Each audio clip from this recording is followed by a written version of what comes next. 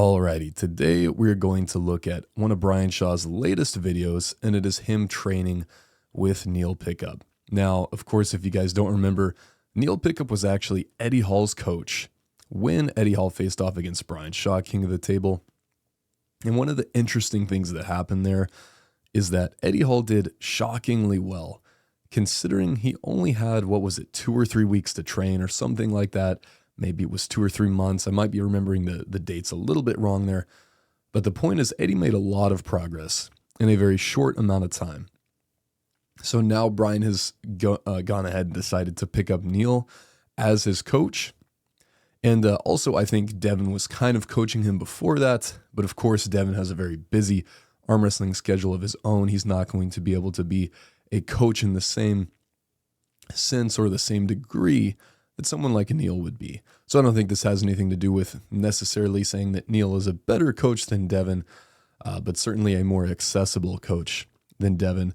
And maybe he has a more comprehensive knowledge of technique. It's hard to tell. I think Neil is super, super smart when it comes to arm wrestling. Of course, Devin is too.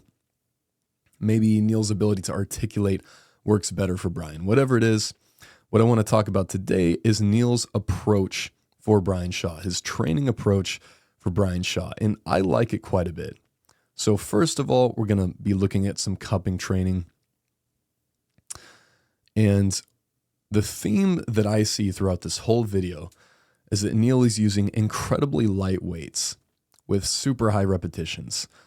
One of the things that's really interesting when it comes to strength training is that there are multiple aspects of getting stronger. If you take someone, let's say, that has a 500-pound deadlift,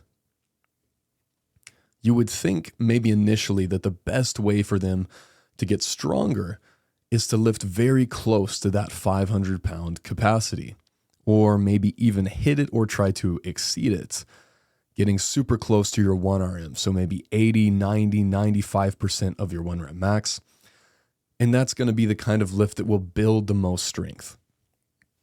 And overall, this is probably true. Getting really close or even at your 1 rep max is going to give you a really good stimulus to get stronger.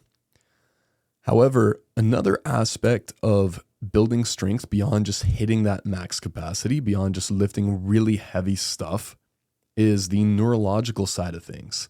And this is very, very real.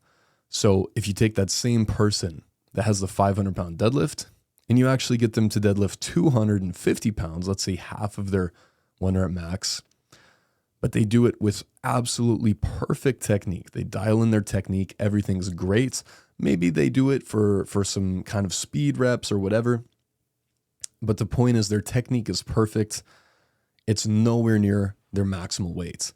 That person will likely still increase their deadlift from a neurological side of things. They are training their body. Their mind is learning how to tell the body to fire absolutely perfectly, to fire all the muscles perfectly to do a certain lift. And I think this is the same thing when it comes to arm wrestling. A lot of times the raw strength is there, but the neurological side of things that translates that strength to arm wrestling is not quite there. Now, this is a little bit different from just technique versus strength. I think technique is making sure you have all the right angles, making sure everything is proper. But you could potentially, when it comes to the table, let's say a lift like this cupping lift, Neil could probably coach Brian to have pretty much perfect technique, maybe in a session or two. When it comes to a very simple lift like this, Brian could probably have perfect technique very quickly, but he still has a ton of room to make neurological gains by doing tons of reps at a lighter weight. So I think that there's 3 different things. I think there's technique, but then there's also this separate thing that is kind of the neurological side of strength gains.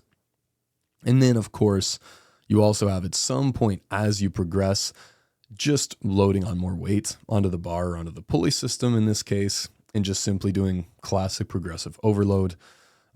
I think all 3 of those things are absolutely crucial, but especially when you are a beginner, just getting those reps in is maybe the most important thing. And that's one thing that we see here with Brian. I think that with Devin's training style, Brian was not necessarily doing a ton of reps from what it looked like to me. Maybe doing quite a bit more of those singles and sort of dialing in something there from the strength stimulus perspective. But what Neil is having Brian do looks to be a lot more volume. So we're seeing Brian get on this, and this is going to be super, super lightweight. And so Brian is training his cupping here. And he's not worrying about doing a tempo or anything like that. He's just trying to mimic cupping and arm wrestling. And by doing this, he is also working some kind of passive, stabilizing internal rotation or side pressure, just because of the way that the handle works here, because it's off axis. This point right here is not directly with his wrist, but it's closer to the left pin, the left peg than the right peg. So just because of the way that the handle is shaped, in other words, he's going to have to stabilize with some internal shoulder rotation. So that's pretty cool. So Brian was super lightweight. He's dialing in that neurological strength side of things. And of course, he's dialing in his technique as well. But just getting all these reps is really going to help him to get stronger in these specific areas. He doesn't have to lift a ton of weight when you first start. But Brian is going to get significantly stronger at cupping. Now, I also don't think this is necessarily teaching Brian to hold on. This probably is not Brian's opener. He shouldn't just be cupping right off the go of the match. But cupping is extremely important, extremely useful a little bit after the go of the match. Once you have established height, once your opponent is holding on to you, this is where cupping can be extremely useful, blocking a flop press. There's a lot of reasons that you want to be able to cup in an arm wrestling match. Even just keeping your wrist flat while you're still rising. And you can see the sheer amount of volume Brian is doing here. He does a ton of stuff here. Looks like there's even some jump cuts here where they cut some of the reps out that Brian is doing. So I really like this. It's hard to tell because of the camera angle. I think we have a wide angle lens here. It looks like maybe he's focusing a little bit more on the side pressure aspect of things on the left arm, but still hitting cupping here. So I think this is awesome, using super light weights to get both his cupping and his side pressure dialed in. So very low risk of Brian getting injured here, low risk of him hurting himself, but still very high potential for strength gains from the neurological side of things. He's not going to build a ton of contractile tissue from doing these, most likely.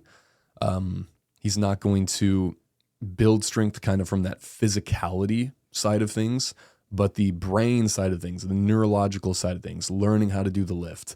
He will increase his 1RM on these lifts by doing this kind of thing.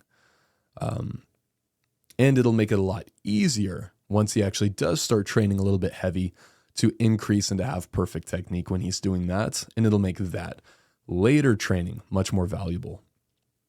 So Brian's doing his cupping training here. We're going to move on to a slightly different lift.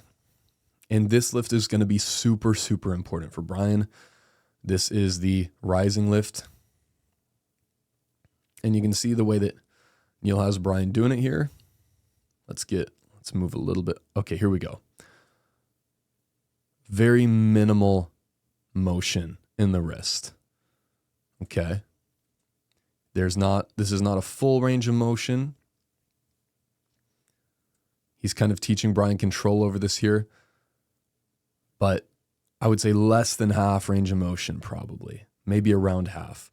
So this is a little bit more usable for arm wrestling in terms of actual table time, where of course you don't want to give up your wrist, but also with Brian, realistically, there will be matches where he has to start a little bit lower.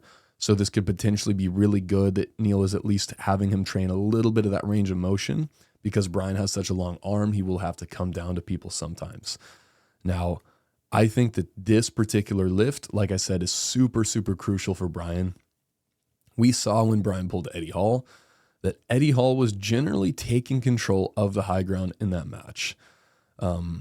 Having a super long, giant hand can kind of make it a disadvantage when it comes to trying to take the high ground here. People with longer hands generally do less on this lift. And that's because your knuckle is simply further away from your wrist joint if you have a long hand as opposed to a short hand. You have a biomechanical disadvantage for this lift.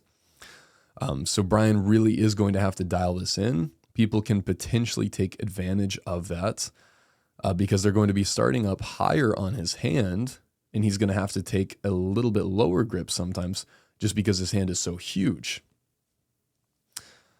So this is an absolutely crucial lift for Brian. And the last thing we're going to look at here, I believe Neil is going to have him doing some pronation. And I like the way that he's doing it here, where he is emphasizing this kind of subtle sweep outside. And you can see Brian doing it here, where it's not right there. It's not only straight back pressure, but Brian is kind of sweeping out in the vector that is toward Neil, right? So he's using a little bit of external shoulder rotation in this top rolling movement, but still there's not a huge amount of range of motion here. Another thing you can see is that Brian is incorporating quite a bit of internal shoulder rotation once again. He's not doing only kind of bicep elbow flexor driven back pressure, but he's using his bicep to kind of put pressure toward Neil based off of the way that he is lining up here, his angle. And then he's using more his internal shoulder rotation to apply straight back pressure. So I think this is a very usable lift that Brian is doing here. This is really going to train him how to top roll into his opponent's fingertips, where you are sweeping out and giving yourself the very best opportunity to hit your opponent's weakness. So I think this is great. So again, overall, I love what Brian is doing here. I think he's getting in tons and tons of reps that are going to be super, super helpful for him. He's dialing in his technique. He's getting the neurological side of strength gains without having very much risk of injury. And so I think this is going to be super, super great. Only time will tell at some point when Brian has his next match. And over time, he can begin to phase in some actual heavier lifts and begin to work his strength from that side of things, the actual progressive overload side of things. So let me know what you guys think about this. I think that the way that Neil articulates arm wrestling, he explains it, and the way that he shows people is really, really cool. I think it's very, very artistic, and I love to see it. And hopefully this is going to connect really well with Brian Shaw, and this is going to be the thing that he needs to take him to the next level. All right, thank you guys so much for watching. I'll talk to you later.